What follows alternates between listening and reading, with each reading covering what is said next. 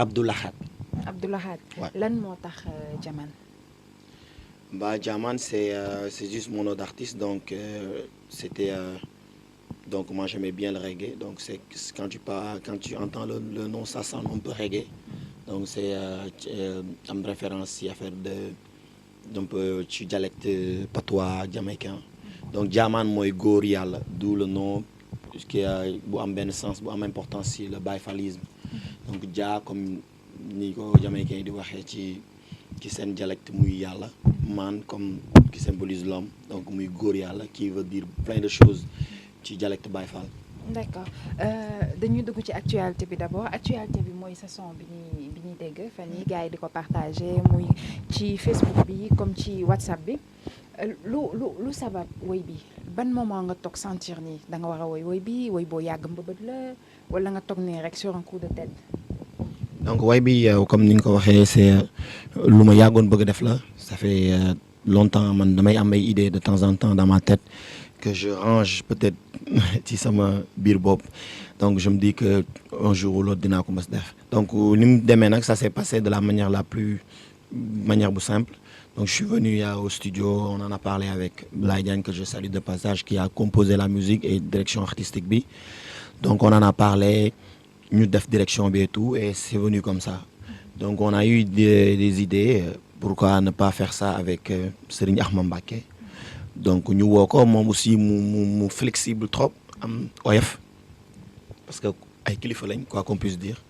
donc am oyof ñëw ci studio bi genre da nga bëgg a expliquer ni que woy bi du loo yàgg mbëbët la toogoo nii rek. non c'est pas venu du tic au tac peut-être dafa tombé production bi c'est venu peut-être loo xam ne lu ñu def nii la rek quoi mais lu ma yàggoon bëgg a def la yàgg naa ko bëgg a def parce que man bëggoon naa donc j'ai repris des covers yu bëri mais je me suis dit en tant qu'artiste sénégalais je vais pas reprendre cover wu Davido ou bien benn Wizkid parce que peut-être c'est des artistes yoo xamante ni ils évoluent dans d'autres choses on a des classiques ici donc j'avais repris avec ba léegi LSD Record le son de Omar Pène Woma que les gens ont bien aimé aussi donc man ci optique boobu laa nekk si je dois reprendre des sons ça va être juste les classiques de Youssou Ndour Omar Pène Baba Maal ou bien nos icônes qui sont là qui ont marqué le monde et qui ont vendu ou bien le nom de Sénégal partout dans le monde donc j'appelle aussi les artistes à faire pareil parce que pour moi il y a beaucoup de choses à dire en fait. D'accord Jaman xam naa ni que yow bokkoo ci artistes yi MCM2 waaye sama émission bi wolof laa ciy làkk. D'accord làkkal ma ci wolof. bismillah asalaamaaleykum. léegi lan moo tax nga tànn titre Youssou Ndour boobu noonu lan moo tax fàttali ñi seetaan ban nga Youssou Ndour la. Chance of Freedom ba noonu la son bi tudd mais man nekkul titre bi moo ma intéressé woon c'était les mélodies yi nekkoon ci son bi moo ma yàgg a bercé quoi donc Youssou Ndour c'est un monument Youssou Ndour sooy reprendre wayam sax si ngay comprendre à peu près niveau bi mu nekk en fait parce que tu l'entends chanter tu penses que c'est quelque chose peut-être de accessible ci yenn da nga koy dégg muy way maa ngi jégalu ci yenn kii da ngay jàpp ne lu yomb la mais ñooñu soo leen di reprendre ci ngay xam ne ay nit lañ yoo xamante ni ñu yàlla may ci domaine bi ñu nekk lañ donc bi ma mélodie yi nekk ci son bi man moo ma njëkk a bercé donc quand je suis venu au studio on n'a pas repris l'instrumental on pouvait peut-être appeler parce que avec Laye qui est le directeur artistique de pas mal d'artistes muy Kumba Gawlo ak Viviane et tout donc mënoon nañu woote ñoom ñu jox ñu ko mais il a voulu composer le morceau ci suñu univers bu ñu nekk soo déggee morceau bi différence bi am ci ñaari morceau yi mooy bi Youssou Ndour def c'est repris avec des percus mooy sabar mais ñun bi ñu def dañ ko reprendre ak ay xiin parce que d'où le Mame Cheikh Fall bi ci nekk ñu personnaliser ko indi ko ci univers boobu et ça nous a beaucoup aidé nit ñi apprécier nañ ko et tant mieux man retour yu positif lañ ci am depuis boobu ba léegi. bi ngay jël wëy bi est-ce que jot nga ci waxtaan ak kenn ku nekk Prince Art wala Youssou Ndour wala. non waxtaanuñu si kenn j'en ai parlé avec Laye man ñoom ne ko dama bëgg def way bi mu ne ma pourquoi pas man je vais yónnee ma way bi à la base ma yónnee ko mu def musique bi donc ci même jour bi on a tout fait. gisoo ni woon ni que jar na tàggoo comme son wu jàmbur la. voilà mën na nekk mais bon puisqu'on est au Sénégal tu sais dafa am lu génn léegi lu ñuy wax cover donc dafa nekk loo xamante ni les artistes dañuy reprendre yeneen wayu jàmbur donc génn nañ ci monde peut-être génn guñ si peut-être mais fii Sénégal fii buñ ko mënee tuddee cover lañ ko mën a tuddee cover mooy loo xamante ni c'est permis en fait mën naa def way bi donc comme je l'ai fait avec Omar Pène te dañ daf ñu wool boppam donc mon cible c'était pas def ko pour tàggu leen ci mais man je pensais que c'était une façon de rendre leen hommage d'abord donc loolu laa ci jublu woon et ils ont bien aimé. kan nga àndal ci woy bi. Ahmada Jadid et c'est le fils de Serigne Modou Kara Mbacké mu koy siyaar bu wér parce que sama xarit la sama wasila la en fait donc moo koy siyaare di wax ne nit ku baax la ci oyofam soo ko gisee ni mu noppeewee ak ni muy dégagé boo ko gënee jege c'est tout à fait extraordinaire donc bi mu ñëwee ci studio bi il a impressionné tout le monde parce que déjà musique dafa nekk loo xamante ni neexul artiste bi def xëy na di way ci ay sikkar di way ci ay percu kese pour mu adapté wu ci yenn note musique yi dafay metti mais il était grave à l'aise si biir bi mu ñëwee dafa nekk si way bi carrément ba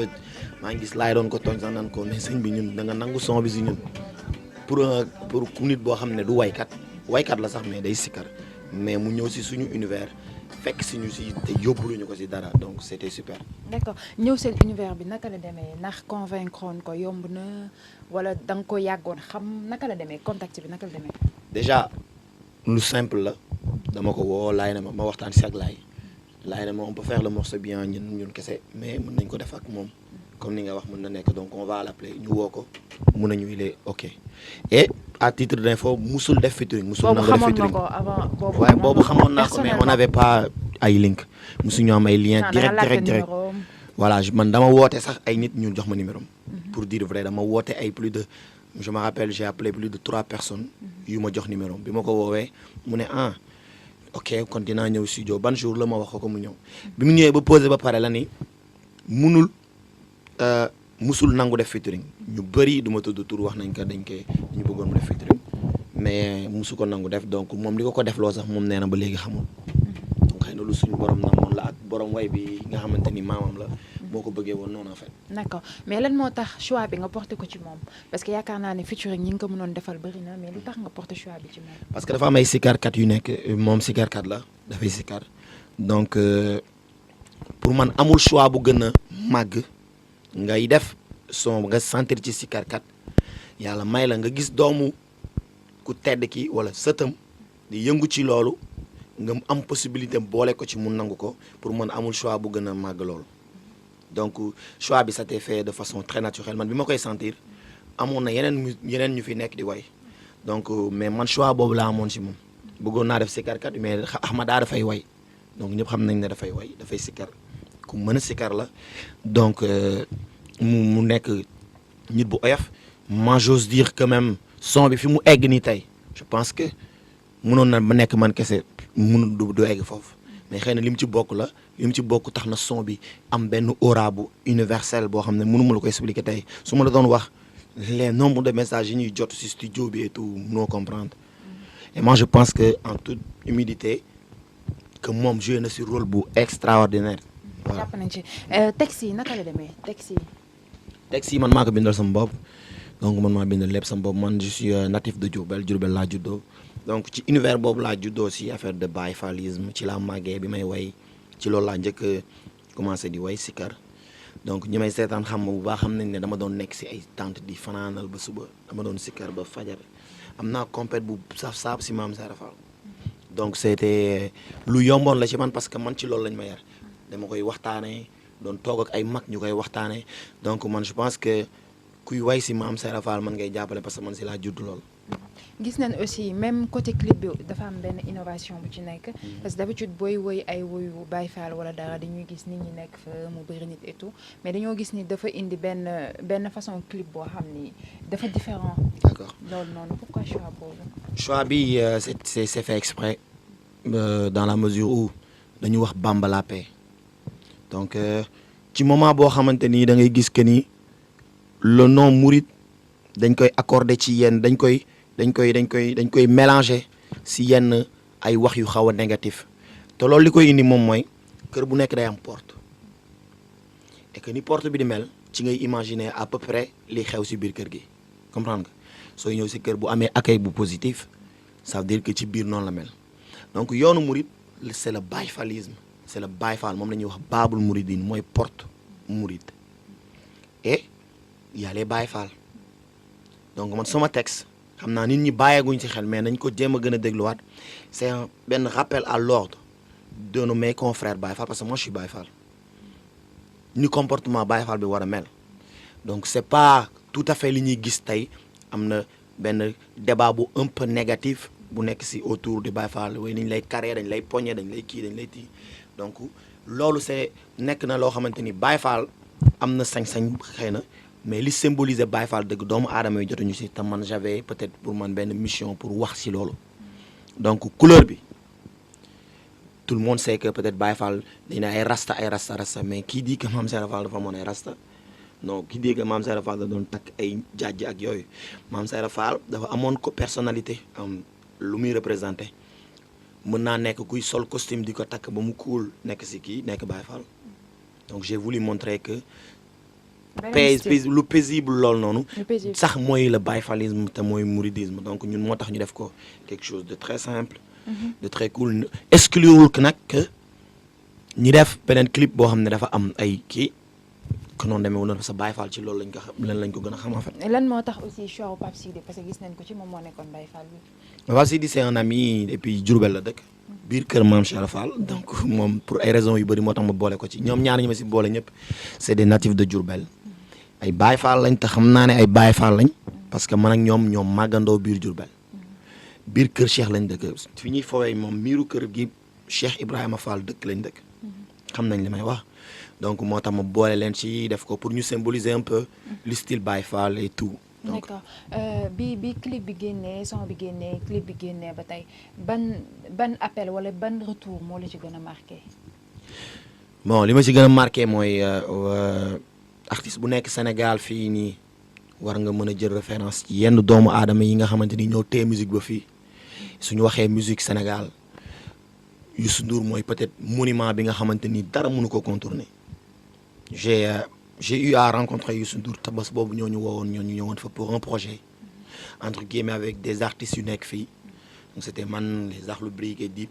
donc projet bi c'était interne la woon lu doon lu jëmale musique bi kanam donc dañu choisiroon comme étant des personnes yu mën a moom moo ñu woowoon pour nañu vous pouvez faire ça mën ngeen def lii mais man monsieur Youssou Ndour m'a jamais appelé directement et hier il a appelé au studio pour dire que musique musu ko def ni jamais il a senti un morceau comme ça que il était prêt à faire la vidéo il avait des idées pour accompagner tout donc ça c'est quelque chose de pour moi c'est quelque chose de très grand donc je vais pas être là à dire oui non ni mais pour moi c'est quelque chose d'extraordinaire que Youssou Ndour m'appelle moi je suis pas de ces artistes qui yoo xamante ni dañuy am benn émotion di ko nëbb non man li ma bëgg li ma fii laay wax donc les gens m'aiment sur ça ou pas mais Youssou Ndour m'a appelé ça m'a fait un effet énorme. Voilà. Il a appelé le studio il a appelé Laye ils ont appelé bah ouais non même non j'ai pas crié wu ma ko si toi yëpp d'ailleurs wane naa ko que ni j'étais hyper content donc comme li nit ñi dañuy seetaan te mu ngi dem fépp I was like so happy man bi ma woowee que ni loolu j'attendais pas ça ci may bi ma koy def dama ko defoon rek juste pour waaw mais comme ni ñuy wax rek Serigne Touba moom boo koy joobal boo koy liggéeyal yaay song mooy bëri.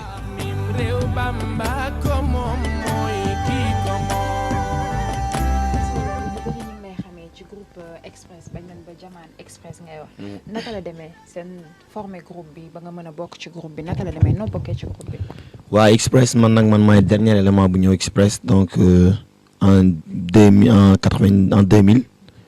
ci la fekk groupe bi mu ngi doon évoluer bu baax nekk biir Diourbel c'était entre Bra ak Sel Mayenne ma leen di siyaar donc man maay dernier élément bu ñëw si groupe bi en tant que soliste donc groupe bi ñu ngi ko créé Diourbel ñun ñëpp ay doomu Diourbel lañ. donc foofu lañ ko créé ba léegi ñu ngi continuer def suñu ay pas. naka nga intégré groupe bi parce que nee nga yaay dernier élément bi ñëw. parce que man Sele man ak moom Sele Mayenne man ak moom ñoo bokk suñu cycle primaire ba ni ñu màggee donc j'ai eu à même à manager le groupe. Express xam naa ay temps yoo xamante ni dama leen doon ànd ak ñoom man maa doon kale yenn CD yi. donc school la man pour man foofu donc c'est mes débuts foofu laa ko defee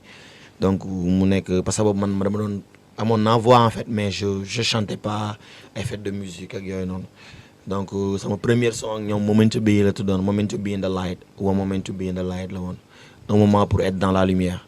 Donc c'était ça et ça a très bien marché après ñu def ay sama baat ba léegi ni ma ko intégré mais dama ñëw à un moment donné ñu woo ma ne ma mais boy pourquoi pas doo ñëw ñuy job et tout donc ma ñëw ñu def voix yi. boobu fekk na dañ la daan dégg ngay woyantu wala. waaw dañ ma doon gis si may sikkaar ak yooyu. donc du may doonu ma woon rap et tout. mais xamoon nañ ne peut-être amoon naa benn voix. donc il me disait boy nañ def ça ak yooyu. donc bi ma njëkkee ñëw ñuy fréquenter parce que dañu doon fréquenter ensemble. ma leen doon wax man ça m'intéressait pas ba juste benn xam naa lu borom bi tuddoon la. waaw. boobu li nga wax ni 2000 boobu xale nga woon boobu ndax yàqul woon dara sa étude yi sa parents yi ni ñu ko gisee woon. donc ñun nag Express dañoo am chance boo xam ne ñun ñëpp dañuy jàng en fait. Sell Mind c'est un professeur de maths ba léegi. donc li ñu indi Dakar sax du woon rap. donc bi ñu ñëw ba Dakar ñun ay kamantan lañ parce que boobu daaw ñu ñëw sax Dakar dañ doon jàng di jàng mais moment bi ñuy def suñu explosion Diourbel ci lañ ëppoon ay tournée ñun en étant underground sax dañ doon génn di dem Sénégal fépp di ñëw Dakar di def ay tournée Nescafé African Revolution remporté nañ koy lu bëri yoon. donc dañ doon jàng di jàng ba ni ñu defee bac ñun ñëpp benn yoon lañ def bac am yaat si lañ ñëwee Dakar. installé wu après le rap a pris le dessus sur nos études mais jàng dafa nekk loo xamante ni avec technologie bu bees bi ku nekk mën nga toog sax di jàngal sa bopp tu vois benn professeur bu nekk en Europe di joxe ay cours fii de façon virtuelle donc ñëpp mën nañ jàng donc moi j'ai eu bac plus 2 en anglais donc Sell Mind c'est un professeur de rap Bra c'est un ingénieur de son mu ngi cool donc musul yàq suñu ay jàng musuñu mélanger loolu noonu. d'accord léegi bi ngeen ñëwee Dakar bi ngeen quitté Diourbel ñëw Dakar kan ngeen njëkk a liggéeyal naka ngeen ñëwee ba commencé am fii Dakar benn aura nit ñi commencé leen dégg nag ngeen imposé woo. donc ñun bi ñuy ñëw fii Laye Diagne lañ njëkk a liggéeyal LSD record moom moo nekk LSD léegi moo nekk Laye Diagne mu nekk benn nit boo xam ne donc kenn mënu ko contourner ci musique surtout hip hop. donc Laye Diagne nga doon dégg Laye Diagne donc il a bossé avec amul artiste buy def hip hop fii te mosoo joob ak moom donc mu maîtriser bu baax lu muy def donc ñun bi ñuy doon nekk Diourbel ñu ngi doon def programmation ak ci je me rappelle c'est ay machines compilées yoo xam ne da ngay ñëw dessin def ay dessiné ak yooyu suñu première son bi njëkk a def ak Laye Diagne mooy suñu première hit ci lañu Sénégal yoo xam ne muy sama baat doon seen baat. that was a great song ñu ñëw jóge Dakar ñu indi ñu fii ñu ñëw si studio bi def ko mu nekk suñu première hit nekk première son boo xamante ni remporté na fi woon moment boobu noonu ñu nekk meilleure révélation de l'année nord les sons 12 heures hip hop avec les Simons et autres après ñu jël meilleur album 2010 avec Jaajëf Prod donc ci album boobu ñu liggéey ak Laye Diagne ci album boobu liggéey na ci plus de 5 sons donc ci moom lañ njëkk a ñëw job fii à Dakar. ak kan ngeen joobal Dakar parce que gis nañ tamit seen clip bi doon cartonné naka la tuddati. Réer gis nañ ni que ak Moustapha ngeen si liggéeyal. ouais mais c'était sous la direction de LSD Record ba léegi si même label ci même kii bi lañ mais boobu ñu ngi ci labelu woon Amdi Moustapha comme moom bi nga wax ni ci labelam lañ nekkoon Sanar Vision. ci moom lañ nekkoon ça mu ñu génne son bu tudd Réer et ça a cartonné avec lui on a été le premier groupe au Sénégal à avoir atteint plus d'1 million de vues sur YouTube.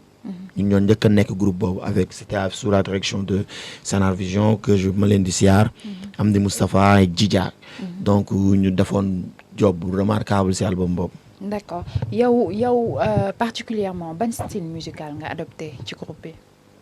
bon moi d'habitude je fais les chœurs. donc ci damay rap donc man nag pour. man cerner ma nii j'essaie de faire tout donc peut-être ci loolu lañ univers boobu laa yàgg a nekk. donc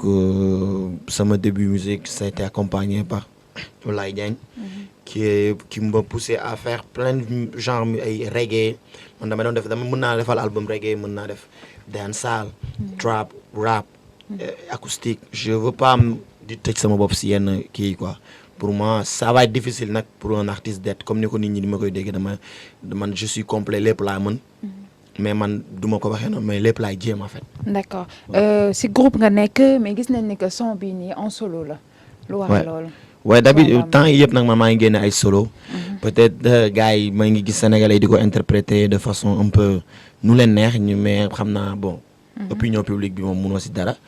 mais c'est pas ça a pas commencé avec le son là ça a commencé avec Bye Bye que j'ai fait en featuring avec Clayton Hamilton.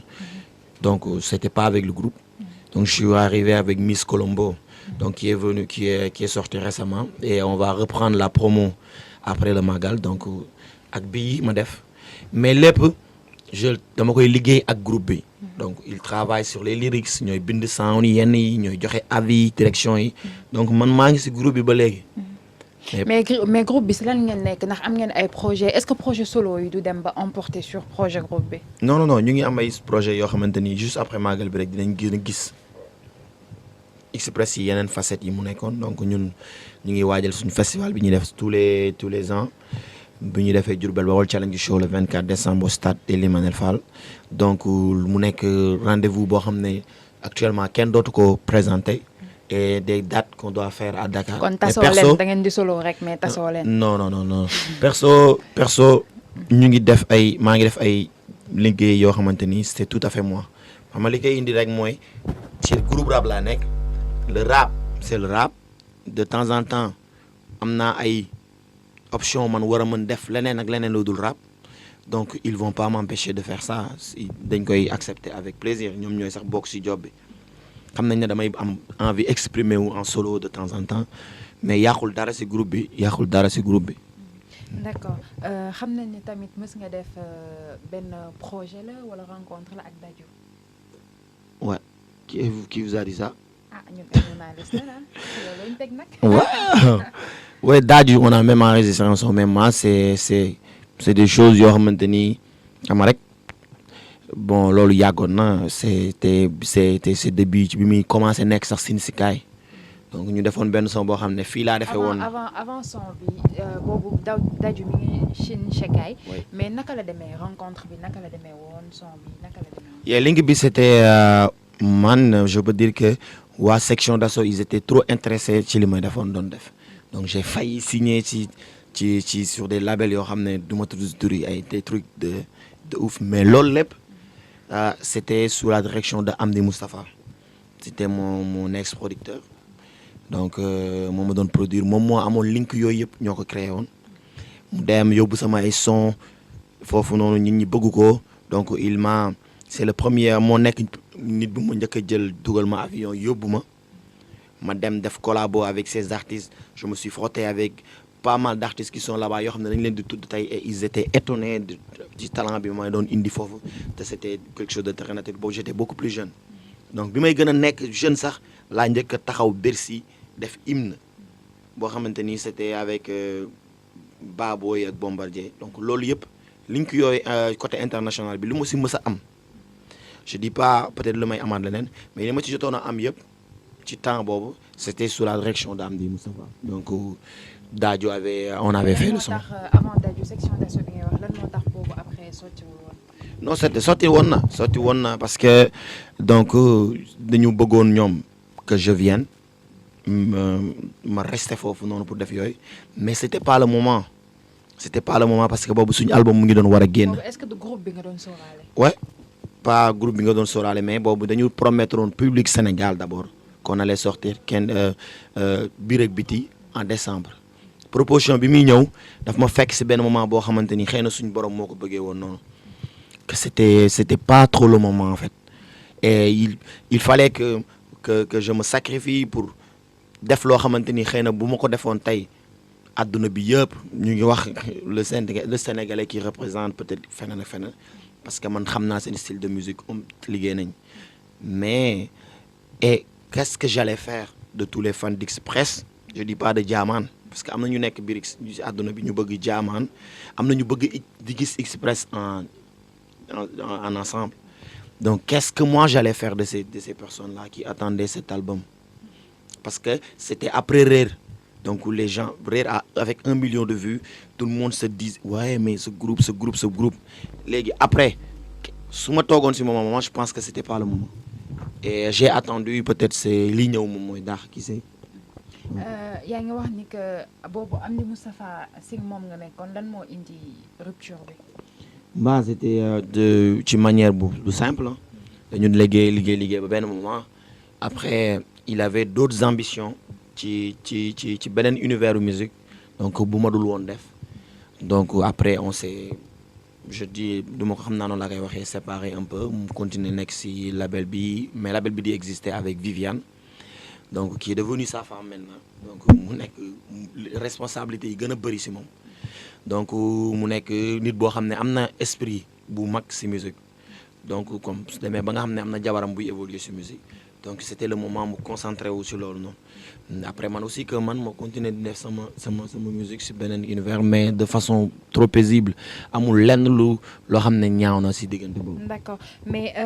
ak Dadju bi naka la demee bi nga gisee waa section d'assaut muy ñu xam ne magam si la bokk maître Gims après si nga gis Dadju wala. non man ñoom ñëpp laa gisandoo sax si même studio bi donc ils m'ont convoqué j'ai fait un son qui s'appelle bul ba léegi génnagul. son bi ba léegi mu ngi fi ouais mu ngi fan son fu mu ne. mu ngi si laay mu ngi si LSD Record mais j'ai pas envie de sortir ça. ndax lan. non parce que bon je me dis que c'est plus d'actualité te lu ñu moomul la donc tu vois ñu composer musique bi fii donc c'était la première fois que j'ai vu les Mad Games avec leurs trucs les styles je me rappelle j'étais habillé en chaya c'est Tafa qui m'avait dit oui amène ton truc. Ouais, mais après ils étaient étonnés donc man ma indi sama way teg j'étais pas choqué de voir que oui c'est Maître Gims qui chante et on a chanté au studio tout le monde chantait ñu jouait ay mélodies avec son beatmaker qui s'appelle Renaud def ay on a essayé de faire ouais tu viens du Sénégal ouais il faut qu'on puisse voir un peu comment ça sonne le wolof mais après quand j'ai chanté ils étaient étonnés de voir comment votre langue peut mën a nekk lu neexee noonu donc moi j'ai préféré chanter en wolof et Dadju il a chanté en français c'était cool c'était un son qui s'appelle Adou Dou Adou c'était composé avec Laye Diagne donc ma jël son. da ngeen jël composition bi fii nii ngeen yóbbu ko France. ouais dañoo defar beat bi fii ñu yóbbu ko fa def voix yi. ouais. mais lan moo tax on veut savoir lan moo tax après son bi génn sur le moment bien que loolu yàgg na parce que nee nga ma Dadju mi ngi woon ci parce que c'était un projet parce que ñoom bi son bi génnee. Ils ont fait écouter à Sony Music, ils ont fait écouter à Dawala, ils ont fait écouter à plein de gens. Il y avait plein de propositions. Mais, comme li ma la wax loolu, donc c'était parti pour un album. Il y avait Adama qui devait me mettre même en featuring avec pas mal d'artistes. Les Fringlish que vous voyez là, ils étaient là-bas. C'était leur début même. Donc, mu nekkoon projet album, mais avec des featuring. Parce que eux, ils marchent comme ça. Tu n'es pas connu, tu viens d'arriver, ils te mettent avec peut-être un Dadju. Parce qu'à un moment, Bob Dadju, il n'était pas trop explosé. Il y avait Beriz, mais Beriz avait refusé de faire le son. Donc, parce que Bob Mungi donne explosé énormément. Donc, Dadju, il était avec Sinsikai. Donc, il a accepté direct de faire le son, nous def ko. Donc, après, nous avons démarré parce que si même label bi lañ bok, ils fonctionnent comme ça. Lu ñu bëgg mu tàkk noonu lañ koy def dañuy jël benn kenn teg ko ak benn Maître Gims forcément les gens vont se poser la question c'est qui cet artiste donc loolu li tax mu bloqué woon mooy li ma lay expliquer tout à l'heure dafa bëri woon ay propositions il y avait pas mal de choses qui bloquaient yoo xam ne mënuñu ko wax xëy na mais il y avait aussi le poids de mon album qui devait sortir au Sénégal et que j'avais pas envie de laisser en fait. Mais est-ce que après boobu yow personnellement maintenant là jëm nga essayer xool link yi. waaw man damay demande j'ai awma kii ak ñoom je parle avec Adama donc c'est un gars boo xamante ni il apprécie lépp lu may def je parle damay waxtaan ak moom. bu jéem a demal sa bopp defaat lancer waat projet bi. si man maa ngi dégganteeg ñoom de temps en temps mais sama cible pour le moment pour moi. lépp dafa loo gis dafa am base en fait dafa gumal quelque chose de pour man c'est bien vrai on a fait quelque chose avec Express on a été le premier groupe à ay 1 million de vues et tout mais pour moi man sama cible pour le moment c'est ici là pour man c'est acquis la donc même ñoom sax dañu lay wax loolu pour man acquis la et c'est quelque chose qu'on peut récupérer suba wala beneen jour parce que man maa ngi dem foofu di ñëw je fais des morceaux là-bas et il y a d'autres gens yoo xamante ni ils sont intéressés ci li may def yoo xam ne ci même milieu boobu lañ nekk donc j'ai fait un son récemment avec Yo-Yo c'est le beatmaker de Bomaye Music les Sohan et tout donc son boobu dina génn peut-être en décembre donc ñoom ñoo def composition musicale bi et tout donc récemment laa fa jógee donc loolu lépp dama koy def parce que dama bëgg a indi beneen dama bëgg a indi beneen lu gën a am sens ou bien lu gën a am doole. mais est-ce que du xaar boobu indi lu gën a am doole wala non am na ñoo xam ne suñu album mi ngi doon génn comme ni nga koy waxee est-ce que du looloo tax tout le monde se demande Express bu woyee ñëpp ne dafa mën a woy alors lan moo tax Express carrière am ni mu war a mën a décoller wul noonu souvent nit ñi duñu laaj question boobu fi nga waroon mën a egg ci musique même Sénégal gisuñu la fa. Bah parce que artiste bu nekk da ngay am philosophie donc il faut toujours se poser la question à savoir artiste bi fi ko nit ñi yóbbu moom moo ko gënal ou bien moom fi mu yóbbu boppam parce que y a aussi ñun fan la ñuy teg suñu bopp y a aussi plan de carrière bu ñuy teg yaa nga fi gis artiste bu explosé jékki-jékki mu naas. mais yàgg nga ci musique. yàgg nañ ci musique te def nañ ci loo xamante ni ñu bëri def nañ ko ci musique ñun ñoo fi def ay son yoo xam ne xale yu ndaw yi sax dañ koy way donc loolu nit ñi ci bu tey bu amee nit ñuy laaj Express seen carrière ni mu waroon a explosé mais suñu carrière explosé na non bu ñu nee Express parce que ñu bëri bu ñu nee Express Jaman la ñuy wax Jaman en personne parce que nee nga des fois ku nekk da ngay demal sa bopp pour ñoom comme yow Jaman lan moo waral carrière am ni mu war a décoller noonu décollé wul noonu fi mu war a yegg ci musique war na mën a dépasser fii tout le monde se pose la question yow personnellement dañ la koy laaj. waaw mais bon Jaman peut-être c'est là du lu ma ñàkk du sama ñàkk liggéey lan moo tax ma génne son boo xam ne ci màggal gi la ak li 1000 artistes qui ont sorti leur son. moo waral ñu ne la war nga mën a dépasser fii. peut-être c'est le bon Dieu noonu la war demee. est-ce que tamit yaa ngi def il faut pas sortir il faut pas que nit yi di génne la volonté divine. non waaw volonté divine moom yow Jaman mi ngi fépp volonté divine mi ngi fépp mais aussi des fois nit ki da ciy sabablu. est-ce que tout se passe comme tu veux dans ta vie. déggoo li ma la wax. volonté divine mi ngi fépp mais des fois aussi nit ki day participer def lu mu war a def pour mën a. man su fekkee man je te dis quelque chose. su fekkee sabablu la rek wala yenn affaires yi amul benn artiste boo xam ne Sénégal moi je pense que war nga su fekkee ne sabablu la rek parce que man awma feneen man studio rek laa dëkk. il faut je passe tout mon temps au studio. waaw sa producteur wax na ma lool. mais à part single yi ngay génnee mës nga génnee album boo xam ni solo la. non. à quand sa album solo. c'est maintenant. yaa ngi siy liggéey. ñu ngi siy liggéey. d'accord ñu bàyyi la nga tàggatoo wax sa dernier mot. waaw may wax ñëpp que ni ñu ngi di siyaar ñëpp di baalu àq ñëpp di leen wax ne leen di leen jaajëfal di leen wax ne leen ñu ngi ñëw ak ay yeneen affaire yu gën a taay di me remercier le studio qui yi accompagne sama lépp lu may def sama production muy LSD Record Lay Diagne le directeur et tout may nuyu ñëpp di nuyu tamit Wanted qui a fait le son qui a réalisé le clip di nuyu waa Black King Entertainment ñoo xam ne ñu ngi jàpp si job bi bu mag One Love di nuyu waa Express jaarama.